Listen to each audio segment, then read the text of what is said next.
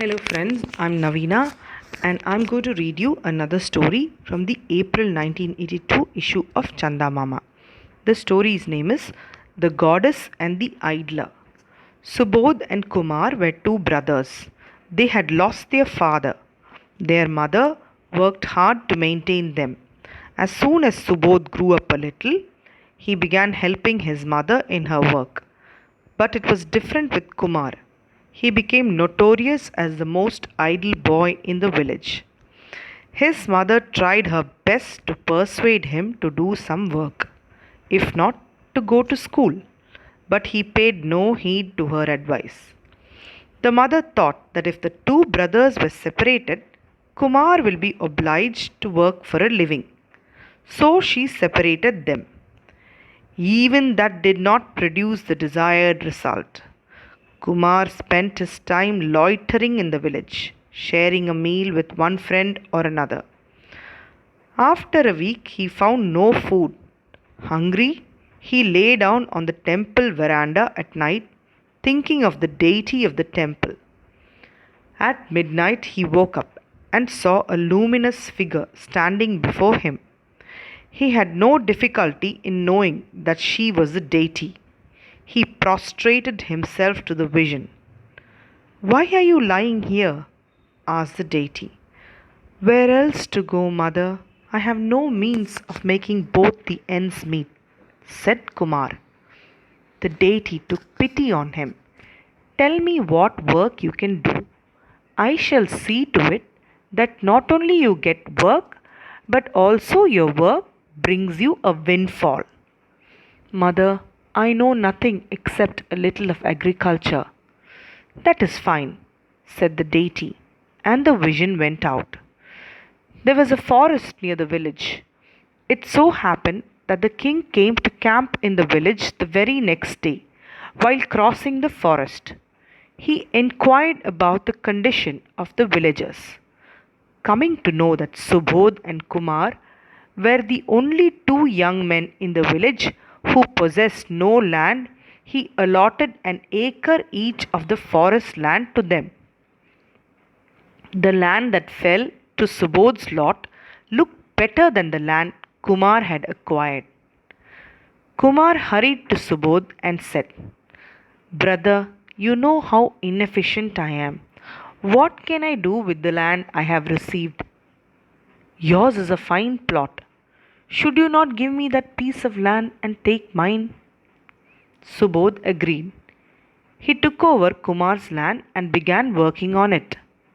While he was cutting a dead tree, he found from a hollow in it 2 sticks of gold. Kumar also happened to see the find. Repenting the exchange of lands, he said, "Brother, the gold ought to be mine, for the land was originally mine. Give me 1 stick of gold." Subodh refused. Kumar went back sad. Although Subodh was now rich with the find, there was no sign of his losing interest in his work. He continued leveling the land and tilling it. In a fortnight, the land became a shining plot.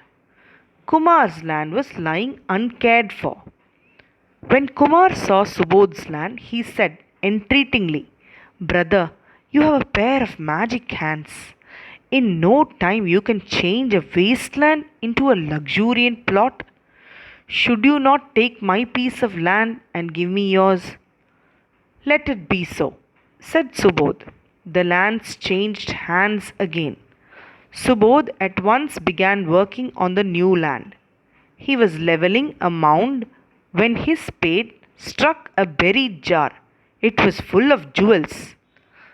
Kumar, hearing of his brother's luck, came running to him and said, "Brother, I owned the land till yesterday. Don't you think that I should have half of the buried wealth?" "No," was Subodh's curt reply. Kumar returned disappointed.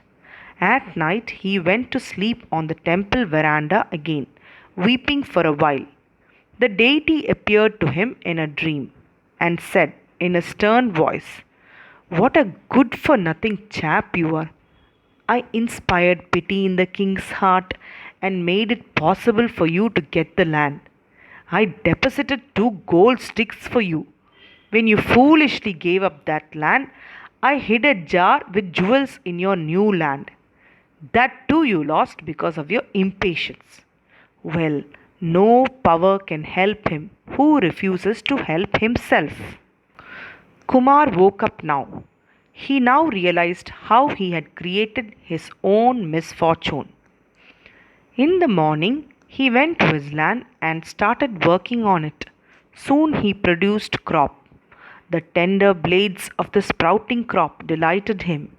He gave more and more attention to his field and took steps for a healthy growth of the crop. Subodh, along with their mother, paid a visit to him one day and said, "We need not live separately any longer. All I wanted was that you should learn to work. Had I given you a part of the gold and the jewels, you would have idled away your time and wasted the wealth too. Now you know the joy of work. I have no hesitation in telling you that you own half of all I have." Thus were the two brothers united again, and they lived under their mother's care.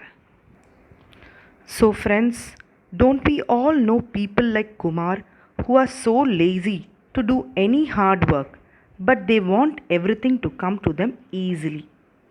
Thank you.